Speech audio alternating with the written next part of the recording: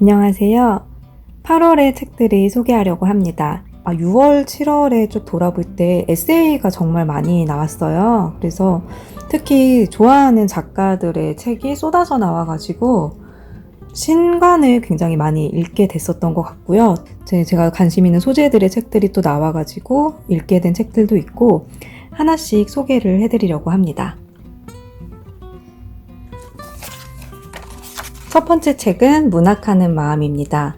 이 책은 제가 최초로 북펀딩에 참가한 책인데요. 이전에 제철소에서 나왔던 은유 작가님의 출판하는 마음을 너무 감동 깊게 읽었어요. 그래서 북펀딩 소식을 듣자마자 망설임 없이 바로 선택했던 책입니다.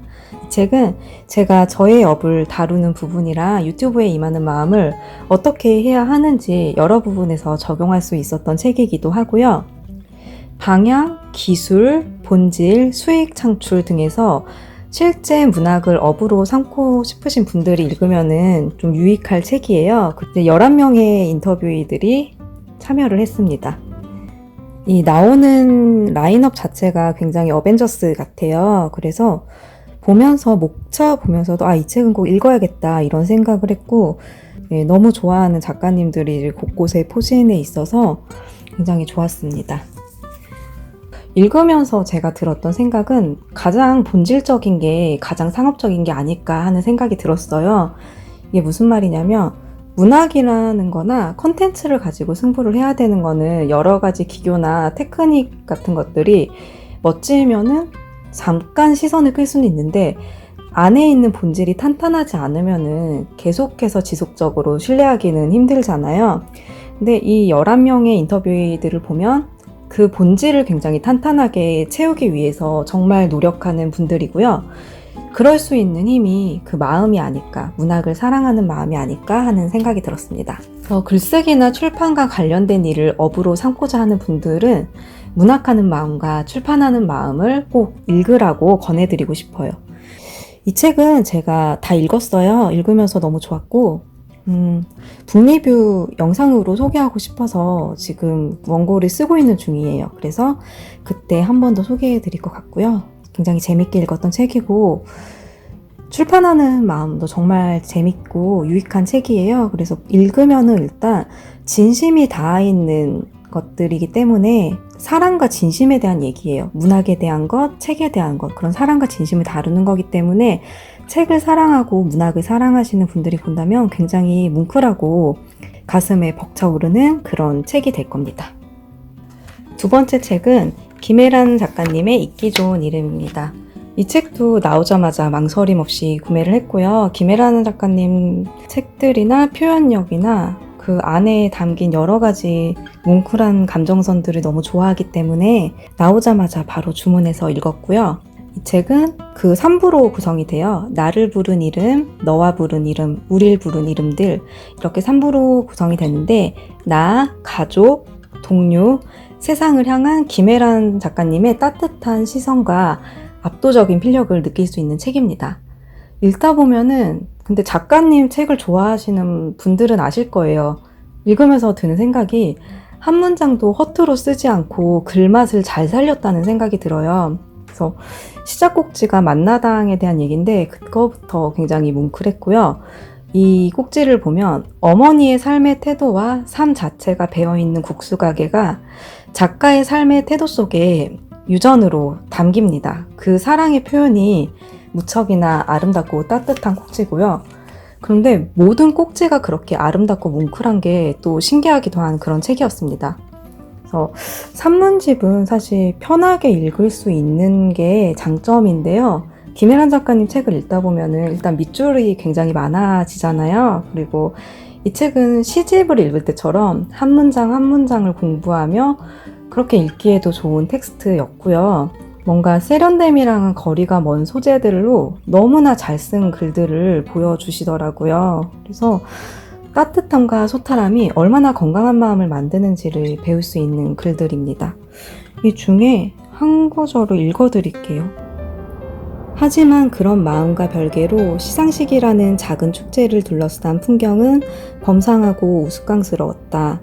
그것과 어울리는 사람이 되려고 하면 할수록 더 그랬다.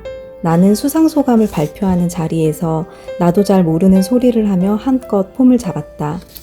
하지만 중간에 코르크 마개가 부서진 와인을 따기 위해 젓가락과 숟가락을 동원해 합심하는 지인들 곁에 앉았을 때 아버지가 얹어준 고기를 꿀꺽 삼키며 문학이란 어쩌면 당신들을 초대한 여기 이 자리에 있는 게 아니라 여기까지 기꺼이 와준 당신, 바로 그 사람들 곁에 있는 것일지도 모른다는 생각이 들었다.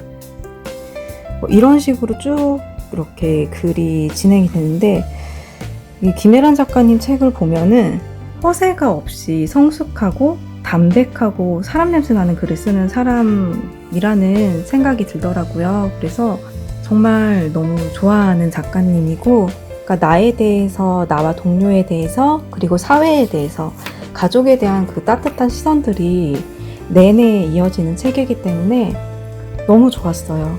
오늘 소개해드리는 책들이 한 9권이 되는데 이 책부터 보세요. 이 책 너무 좋습니다. 역시 믿고 보는 김혜란 작가님 하면서 읽게 됐고요. 그래서 읽기 좋은 이름 읽으면서 책장 넘어가는 게 너무 아까웠고요. 너무 좋았기 때문에 읽어보시기 권합니다. 세 번째 책은 앙그라픽스 출판사에서 나온 색을 불러낸 사람들입니다. 표지가 너무 예쁘죠. 이거 사면서 이 책을 구매하면서 표지가 너무 마음에 들었고요. 제가 기획자로서 굉장히 신뢰하는 출판사가 앙그라픽스인데요.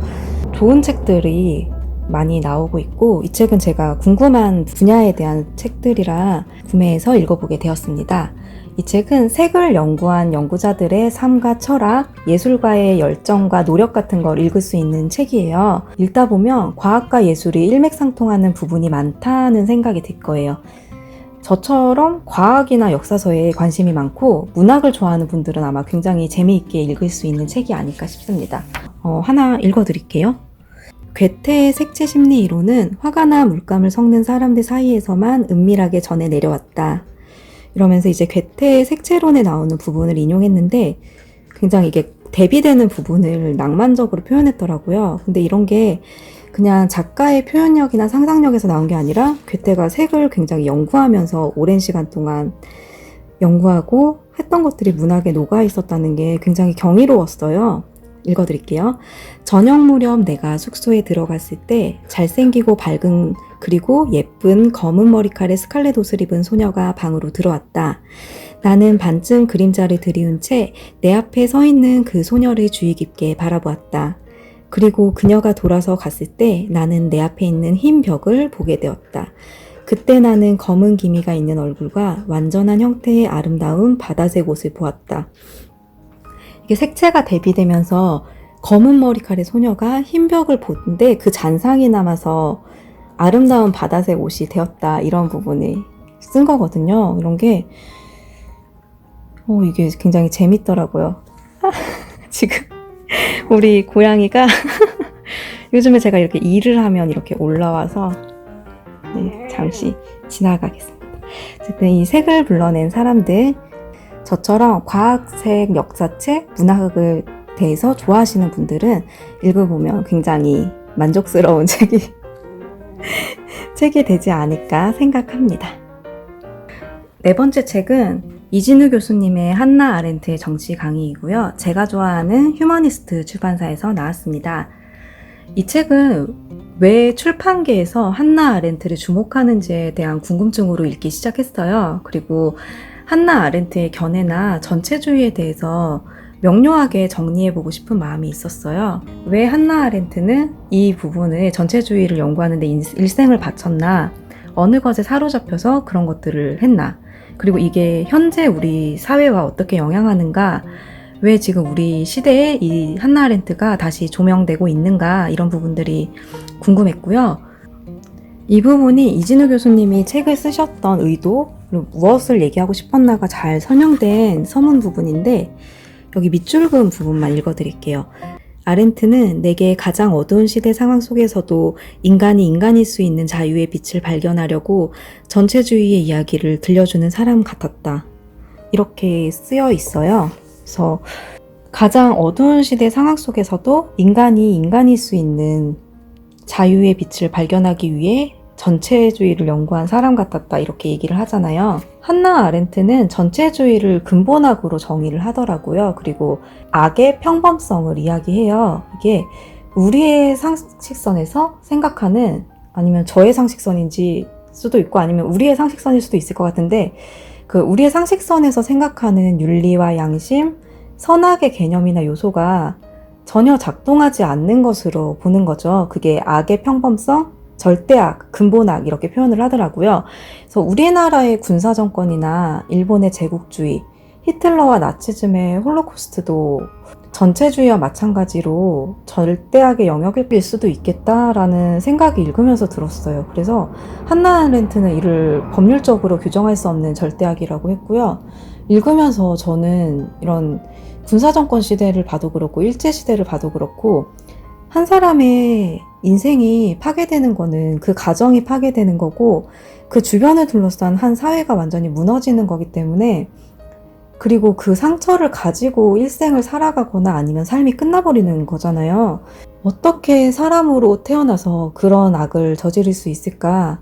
그들의 양심은 어떤 일을 하고 있을까? 양심은 있을까? 뭐 이런 생각들을 하면서 굉장히 그런 소재의 책들을 볼 때 상처를 많이 받았어요. 그리고 감당하기가 힘들더라고요. 근데 이 책을 읽으면서 그게 절대악이다, 근본악이다라는 개념으로 간다면은 이거는 그 양심이 작동하지도 않고 설명되지 않는 부분인 거잖아요. 그래서 거기서부터 출발을 해야 된다는 생각이 들었고, 굉장히 냉정하게 이 부분을 연구해야 한다라는 생각이 들었습니다. 이 현대 사회랑 이 시대랑 연결점을 볼 때 이진우 교수님은 이 책을 통해 21세기에 우리를 가장 위협하는 것을 스스로 생각하기를 포기하는 경향일지도 모른다, 이런 말씀을 하세요. 그 최순실 국정농단 사건이나 뭐 이런 여러 가지 요소들 속에서도 한 사람 한 사람이 스스로 생각하기를 포기하지 않고 판단력을 가질 때 그런 절대악이 부활하는 것을 막을 수 있다, 뭐 이런 메시지를 주는 책인데, 좀 어렵게 원서를 읽는 것보단 이렇게 좀 풀어서 설명하게 잘 나온 책이라서 저는 이거랑 함께 한나 아렌트의 3번의 탈출이란 책을 더 숲에서 나온 책인데요. 이 책을 같이 구매를 했고, 스탈린 시대의 이야기를 다룬 줄리언 반스의 시대의 소음을 같이 구매를 했어요. 그래서 조금 더 이 서사를 드라마와 함께 이해하고 싶었고, 그 속에서 이제 저희 시대에 제한할 수 있는, 저희가 읽어야 하는 그냥 단순히 이런 일이 있었다는 상식을 넘어서서 이제 저희가 나아가야 되는 방향에 대한 제안을 할 수 있는 그런 정도의 사고를 가지고 싶어서 지금 이 책을 읽고 있습니다. 그래서 이런 부분에 관심 많으신 분들이랑 같이 읽고 싶어서 제가 인스타에도 올렸어요. 같이 읽어요 하고. 정보가 없는 상태에서 영상을 보시면은 좀 뭐야?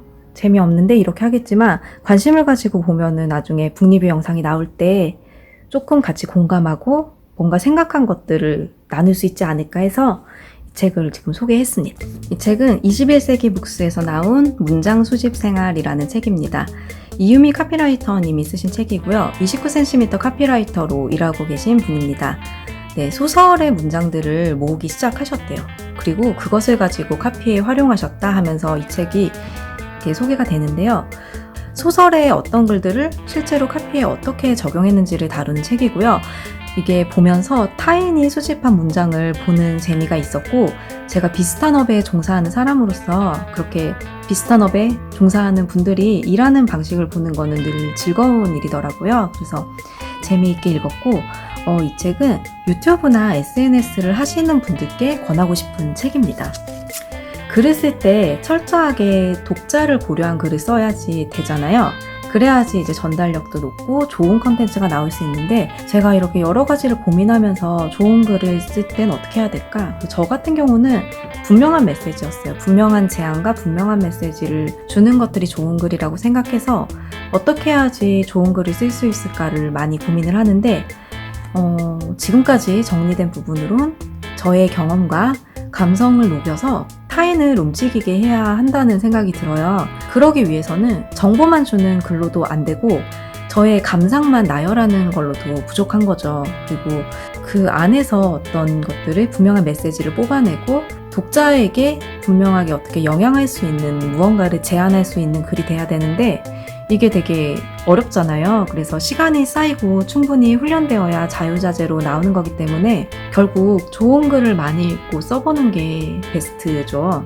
이 책이 하고 있는 말처럼 문장 모으기를 우선 해야 되고 요약하는 것들을 많이 연습하면 좋은 글을 쓸 수 있다는 생각이 들어요. 그래서 저는 지금 7년, 8년째 쓰고 있는 에버노트를 추천합니다. 책은 굉장히 실제로 왜 제가 유튜브 하시는 분들이나 SNS 하시는 분들에게 권해드리고 싶었냐 하면은 그냥 이랬다 하는 사실 나열보다 좋은 문장들을 가지고 어떻게 압축해서 소설로 이렇게 카피로 만들어내는지에 대해서 굉장히 재밌어요. 실제로 여기 안에 보면 흥미로운 소설들도 굉장히 많고 다르게 본다, 이게 첫 번째 챕터.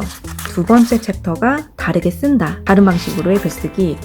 그리고 세 번째 챕터가 다르게 산다, 다른 취향의 라이프 스타일, 이렇게 되는데 죄다 소설이에요. 소설들이 소개되면서 이것이 실제로 카피로 영향을 하는지 이런 것들이 나오는 책이고요. 업이랑 관련된, 전공 관련된 책들도 많이 보는데 이 책은 좀 권해드리고 싶어요. 그래서 기획자나 카피라이터 후배들은 읽어보시면 도움이 될 거고 SNS를 좀 더 맛깔나게 하고 싶은 분들에게도 이 책을 추천하고 싶습니다. 네, 이 책은 소설가 김중혁의 창작의 비밀, 무엇이든 쓰게 된다. 위즈덤하우스에서 나온 책이고요. 김중혁 작가님은 워낙 개성이 있고 자기 컬러가 분명하신 분이기 때문에 제가 굉장히 이렇게 좀 들여다보는 분이에요. 사소하지 않게 잘 표현을 하시잖아요. 소설가이시지만 개성이 또 워낙 뚜렷한 분이라 일단 이 책은 우선 읽는 재미가 있어요. 그리고 자기 얘기를 많이 해요. 자기 얘기를 많이 하는데도 유용하고 재밌게 잘 쓰셨어요. 이게 목차만 보다, 그리고 그림을 또 워낙 잘 그리셔서 중간중간 그림들이 나오고 첫 번째 보면 창작의 도구들, 창작의 시작, 실전 글쓰기, 실전 그림 그리기, 대화 완전 정보, 뭐 이렇게 목차가 이어지는데 보면은 되게 특히 이런 부분들 보면 뭔가 장비부터 마련하고 싶고 나도 나의 창작의 도구들이 있는데 하면서 한번 정리해보고 싶은 이런 욕구가 느껴지는 책이고요. 이거 저도 완전 동감해요. 이게 가장 부드러운 팔로미노의 블랙이 너무 부드럽기 때문에 책 볼 때 밑줄 긋거나 할 때 이게 최고입니다. 그래서 여러분 모두 팔로미노 블랙잉을 사십시오. 네, 그건 여담이었고 이렇게 프롤로그에 이렇게 소개를 해요. 누군가 물어본다. 어떻게 하면 글을 잘 쓸 수 있냐고. 대답하기 힘든 질문이지만 가끔 이렇게 대답한다. 잘 쓰려고 하지 않으면 쉽게 쓸 수 있다고. 잘 그리려고 하지 않으면 쉽게 그릴 수 있고 잘 부르려고 하지 않으면 언제든 노래를 흥얼거릴 수 있다. 나아지려고 하는 마음은 반드시 필요하지만 어깨에 힘이 들어가는 순간 오히려 한 발자국도 나아갈 수 없다. 시간이 쌓이면 언젠가는 잘하게 될 테니 지금은 부담을 내려놓고 쉽게 쓰고 그려보자. 이런 취지로 만들어진 책입니다. 그래서 읽다 보면은 글도 쓰고 싶어지고 나만의 노트나 장비들도 뭔가 정리해보고 싶고 소프트웨어 프로그램도 정리해보고 싶고 뭔가 그래 어깨 힘 빼고 이렇게 쓰면 되지 하면서 편하게 글을 써보고 싶다. 뭔가 가벼운 책부터 시작해서 독서에 힘을 기르고 싶다. 이런 생각들이 들게 하는 그런 재미있는 책이에요. 그래서 가볍고 유용한 책이고요. 가볍고 유용하지만 나름 알찹니다. 그래서 재미있게 쓰는 글의 요소가 또 뭔지 이게 소설가 분이시니까 역시 글맛이 있어요. 그래서 그냥 가볍게 읽으셔도 되지만 이분이 굉장히 잘 살려요. 재밌게. 그 요소가 뭔지를 분석하면서 읽는 것도 글쓰기 공부하는 데 많은 도움이 되실 거예요. 근데 너무 저는 그림들도 너무 귀여워서 무엇이든 쓰게 된다. 소설가 김중혁의 창작의 비밀, 그리고 늘 좋은 책만 내는 위즈덤 하우스에서 나왔습니다. 김소연 시인님 팬이라 제 영상에도 몇 개 소개된 책들이 있더라고요. 워낙 글을 잘 쓰는 시인이라서 신간이 나오면 무조건 믿고 봅니다. 사랑에 관한 다채로운 시선이 나오는 책이고요. 저는 이 꼭지들이 다 좋았는데 워낙 김소연 시인님의 감성에 공감을 하는 사람으로서 재미있게 읽었어요. 또 가슴 뭉클했던 거는 그렇게 하지 않으면 안 되는 시간이라는 꼭지가 있는데 그 조카가 공룡을 그리는 것에 대한 이야기가 나오고 모네가 그림을 그리는 것들 이런 것들을 읽는데 그리움을 채우기 위해서 그림을 그릴 수밖에 없었던 얘기를 읽으면서 제가 지난 봄에 김한기 선생님 전시회를 갔을 때 뉴욕 이후에 그린 그림들이 전묘법으로 그려졌는데 그 그림을 보다가 울었거든요. 그래서 그때 감정들이 그 사람의 그리움이 가득 차 있는 그렇게밖에 할 수 없었던 시간이었던 거잖아요. 그래서 그게 너무 느껴져서 굉장히 울컥했고 감동했었던 기억이 나는데 그래서 그 부분을 잠깐 소개해 드릴게요. 조카가 그림을 그린 시간들에 대해 쓴 건데 무언가를 견디는 시간이었고 동시에 재회의 시간이었고 동시에 시간을 무화시키는 또 다른 층의 시간이었다. 모네의 수련은 단지 집더미이거나 양산을 쓴 여인이거나 바람에 살랑이는 들판이어도 된다. 하지만 하필 수련이 눈이 멀어가는 노년의 화가 앞에 펼쳐져 있었고 수면에 고요히 그 자태를 드러내고 있었다. 모네는 잘 보이지 않는 시력으로 수련을 바라보았을 것이다. 지금 자신 앞에 펼쳐져 있는 그것.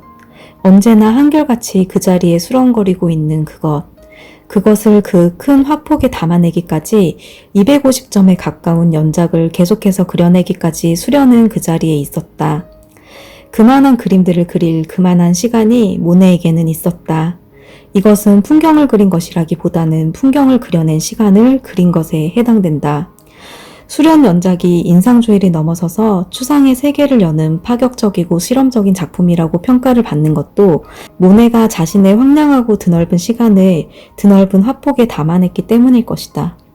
대체로 이런 식입니다.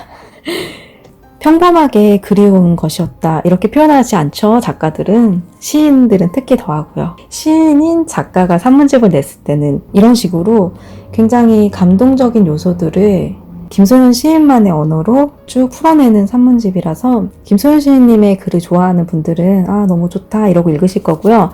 그런데 하필 제 주제가 사랑에는 사랑이 없다잖아요. 그래서 이승우 선생님의 사랑의 생애나 김진영 작가님의 이별의 푸가 그 책의 모토가 되는 롤랑 바르트의 사랑의 단상 같은 책들을 이미 읽으신 분들은 충격이 덜할 거예요. 왜냐면 저도 그랬거든요.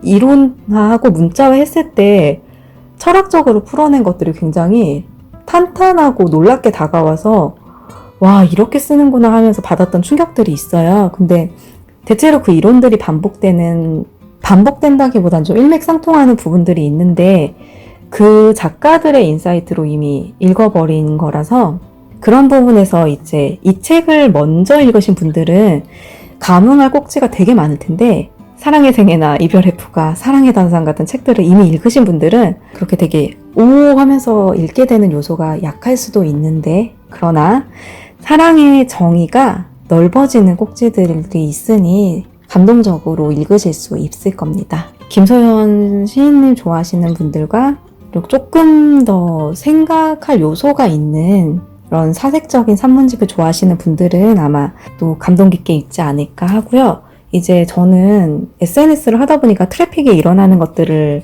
보게 돼요. 키워드, 사랑에는 사랑이 없다와 김소연 시인님 키워드로 오는 트래픽이 좀 압도적이에요. 그런 걸 보면서 이게 작가님의 힘이구나 그런 생각도 들고 그래서 많이 지금 주목받고 있는 책인데 이유가 있겠죠.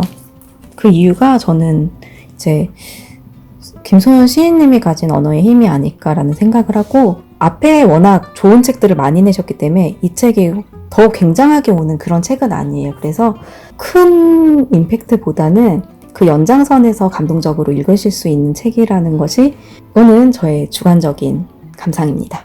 책은 유지원 작가님의 글자 풍경이라는 책이고요. 유지원 작가님은 그래픽 디자이너 분이신데 인문학자 같아요. 글을 굉장히 잘 쓰셨고요.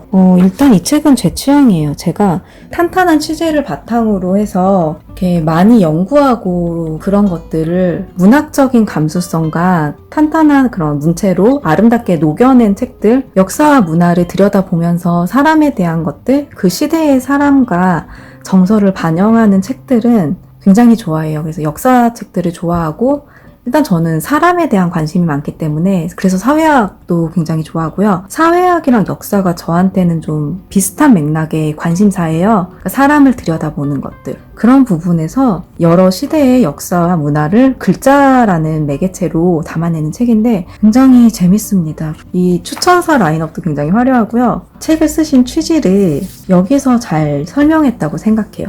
읽어드릴게요. 글자란 생물과 같아서 기술과 문화, 자연환경의 생태 속에서 피어난다. 또 문화권과 시대별로 글자들은 고립된 채 존재해온 것이 아니라 서로 관계를 맺고 영향을 주고받으며 생멸하고 성장하고 진화해왔다. 글자와 그 형태는 자연 및 사회의 맥락과 긴밀한 관계를 가진다. 여행을 할 때 우리는 그 지역의 문화유산 및 자연환경, 동시대적 발전상을 각각 따로 떼어서 보는 것이 아니라 온도, 습도, 햇빛의 강도 등 모든 것의 맥락 속에 몸을 풍덩 던진 채 전체를 포괄적으로 이해한다. 네, 그런 방법으로 이 책을 만들어내셨습니다. 읽으면서 이분이 굉장히 인문학적인 약간 한국의 다이아네 커먼 같은 느낌이 있었던 게 이 마지막 꼭지예요. 나는 이 책을 글자들의 생태계처럼 조성하고자 했다.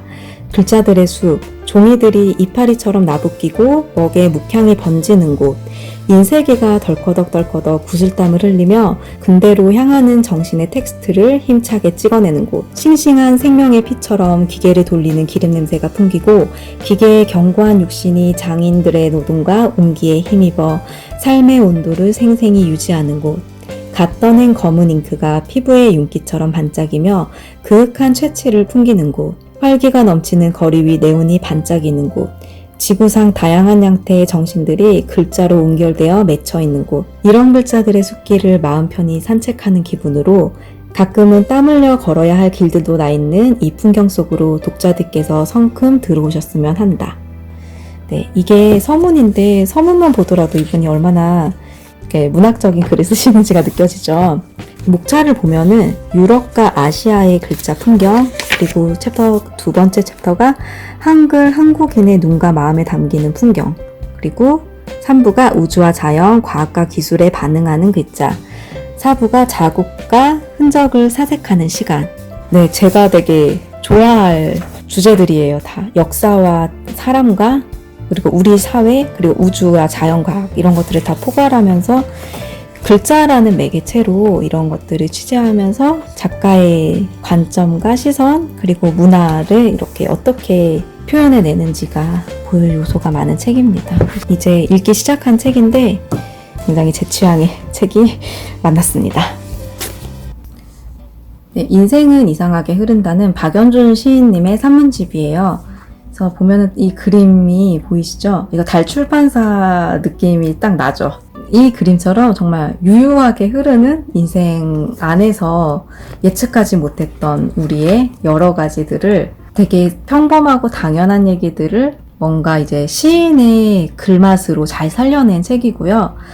박연준 시인님 책은 사실 이게 저는 처음이었어요. 소란이란 책이 워낙 좋다는 평을 많이 들었는데 그걸 읽고 싶었는데 이 책이 최근에 나와가지고 먼저 이 책을 만나게 되었고 소란이란 책도 읽어봐야겠다라는 생각이 들었고 사소한 얘기들인데 그 시인이 쓰면 달라지는 부분이 분명히 있거든요. 평범한 얘기들을 평범하지 않게 글맛을 잘 살려서 쓰는 요소들이 많아서 개인적으로 제일 좋았던 거는 믿지 않으면 좀처럼 읽을 수 없는 책이라서 책과 관련된 리뷰들이 나오는데 리뷰 쓰기에 좋은 예를 보여주는 책이었습니다. 그래서 저도 되게 공감이 됐던 게 여기도 이렇게 써놨네요. 리뷰 쓰기에 좋은 예.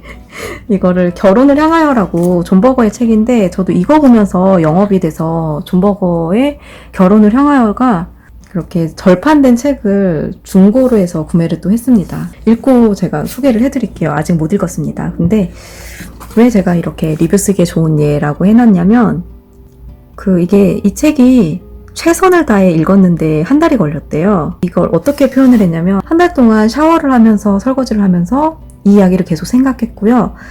이게 몸에서 떨어지지 않았다. 그들의 결혼식에 초대받아서 먼 길을 가고 있는 사람이 되었고 가다가 또 주변 사람들의 얘기도 슬픔과 두려움을 들여다보고 앉아서 듣느라 더 늦었고 그렇게 하면서 하다 보니 작가가 이 책 독서를 다 하고 나서 왜 결혼을 향하여가 제목이 되었는지를 알게 됐다.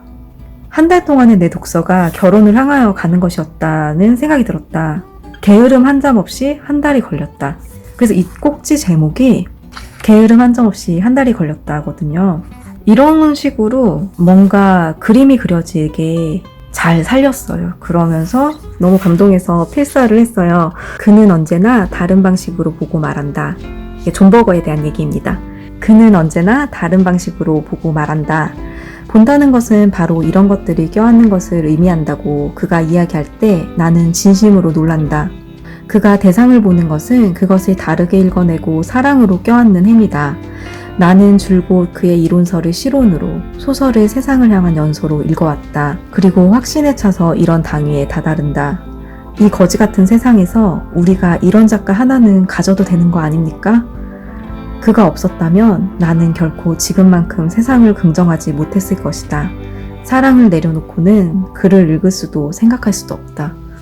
이게 저 또 울컥하는데 존 버거의 글을 좋아하시는 분들은 이게 되게 공감이 되실 거예요. 진짜 행동하는 사회학자로서 그러면서 모든 것들을 바라볼 때 그 안에 사랑이 있어요. 어지러운 세상에 그 안에서 그럼에도라는 말을 계속 붙이게 되는 그런 작가인데 아마 작가님도 박연준 시인님도 그런 이유로 이 사람의 그 따뜻함과 그 깊이와 평범하지 않은 통찰력과 표현해냈대. 이 사람의 면목을 그래서 그럼에도 불구하고 감싸 안고자 하고 사회 안에서 건강하게 긍정적으로 목소리를 내고자 하는 이분을 알아봤구나 하는 마음에 주관적으로 너무 이거는 또 좋았고 그래서 굉장히 좋았습니다. 근데 이 리뷰에 좋은 예였어요. 그래서 산문집도 좋았고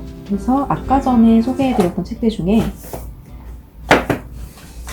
이 세 권이 약간 비슷한 맥락으로 보다 보면 이제 이 세 분 다 시인이시잖아요. 시인들이 책에 대한 얘기할 때나 시의 평론을 쓰는 것들이 나오고 이제 작가에 대해서 얘기하거나 읽은 책들에 대한 얘기들이 셋 다 공통적으로 나와요. 이제 정말로 세련되고 탄탄한 리뷰에 좋은 예를 이 세 책을 통해서 보실 수 있을 거예요. 그것만 해도 그런 부분으로도 굉장히 이제 읽을 요소들이 많은 책이고요. 그래서 북튜버 하시는 분들이나 리뷰하는 것들 좀 저는 그래서 그런 잘 건강하고 좀 더 이렇게 세련되고 탄탄한 리뷰를 쓰고 싶은 분들한테는 이 세 책에 나오는 리뷰와 이런 것들을 평론을 분석해 보시는 건 어떨까 하고 권해드리고 싶습니다. 이렇게 해서 9권의 책을 소개를 해드렸고요. 이제 좌뇌 우뇌를 동시에 쓰셔야 되는 책들이기도 하고 이 9권을 관통하는 한 가지 공통된 마음은 저는 애정이라고 생각해요. 이 글을 쓰신 분들이 주제에 대해서 충분히 고민하고 애정하는 마음으로 책을 쓰셨다는 게 느낄 수 있었기 때문에 그러면은 저는 되게 존중하는 마음이 돼서 정말로 이 사람의 의도대로 읽기 위해 되게 귀를 기울이게 되거든요. 그렇게 되면은 이제 함부로 이렇게 비판할 수 있는 책들이 좀 작아지더라고요. 얼마나 애정을 가지고 최선을 다해 썼는가가 또 느껴지기도 해요. 그래서 그런 마음들이 읽으면 그게 또 저에게 다 전달해야 된다는 생각을 합니다. 너무 재미있게 읽었고요. 여러 가지 유용하고 좋은 책들이니까 저랑 같은 업을 하고 있는 기획자 후배님들이나 아니면 이렇게 책을 사랑하시는 분들에게 이 책들이 좋은 양질의 그런 양식으로 전달될 수 있었으면 좋겠습니다. 그리고 읽고 재밌었던 분들은 같이 이렇게 공유해주세요. 그러면은 너무너무 반갑고 좋더라고요. 이제 8월이 너무 더운데 이제 시원한 곳에서 좋은 책들 읽으면서 씩씩하게 8월을 즐겁게 보내시기 바랍니다. 사람은 저마다 한 권의 책, 그 책을 담아내는 곳 해나책장이었습니다. 감사합니다.